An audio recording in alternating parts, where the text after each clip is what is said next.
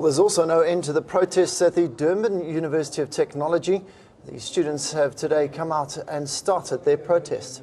Students were seen outside the campus burning tires. Yesterday, there was an arson attack at the Pietermaritzburg campus. Let's go now live to ANN7 reporter Zintle Mgadi. She joins us live from Durban. Good morning to you, Zintle. Appreciate your time. Just let us know what is the latest there from the Durban University of Technology. Well, thank you very much, Peter. We are here at the Durban University of Technology, Steve Biko campus, where students have been gathering, protesting outside on the road. And not so long ago, we saw them burning tires on the road. Obviously, this protest is led by the SRC of DUT. They've got various demands. They're saying that most of their demands are mostly internal within the institution and the management. But obviously, the call for free education is part of their demands. But just to unpack this a little bit more, I have the president of the SRC, Zama Ngube, who's going to give us more insight on what exactly is happening. Zama, thank you very much for joining us. Tell us why exactly are your students gathered out here burning tires? What are you protesting against? Thank you very much. Indeed, my name is Zama Ngube, the president of the SRC and DUT. Firstly, we'd like to emphasize this. This is not a Fizz Must Fall campaign of some sort. We have internal issues of DUT that we've been raising with the Department of Higher Education, with NSFAS and the institution itself, that we've raised from the beginning of the year. Fortunately enough, I'm coming back for my second term to the SRC. They were raised by the previous SRC, and even the new SRC have raised these issues. It's mostly NSFAS related issues. Hence, we are having a meeting with the Department of Higher Education tomorrow and NSFAS, including the management of DUT, to raise all these issues that we have raised, because we have more than 4,000 students that were unblocked beginning of the year for tuition, but they were not given full NSFAS packages.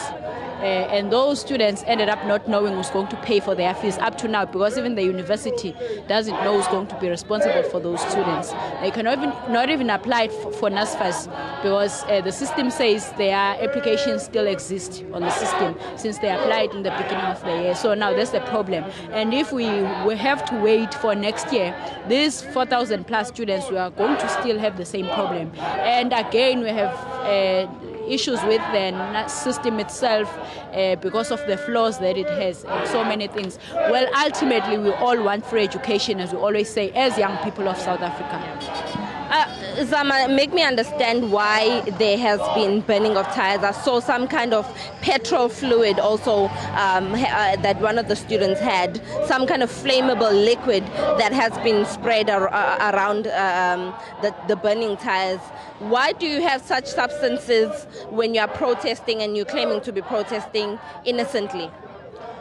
First of all, I think the media covered this even yesterday. We clearly said as the SRC that we are against any form of banning, because that is not how we believe we are going to achieve things that we demand. Because honestly, if we say we are going to ban the property of the institution, then if the government decides tomorrow to come and say, here's the money for you to study, where are we going to study? So we are against any form of banning. It's actually a group of people that came with the tires and that liquid. We still remain firm on that call, that we don't encourage students to ban anything, because some students will get hurt through this process and all that, so we're against that. You, as the SRC, are leading this protest on behalf of DUT students.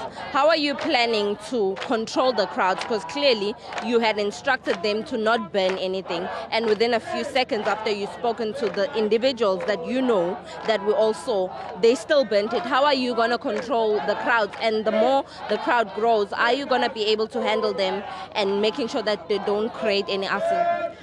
Well, I'll not lie and say we are going to stop them or force them not to do the things they want to do. But we are going to continuously and consistently give instructions to students as the SRC that they must not ban, because it's illegal, and somehow they are going to get arrested for doing that. So we do not want to end up taking that direction. So we encourage them, students, not to ban.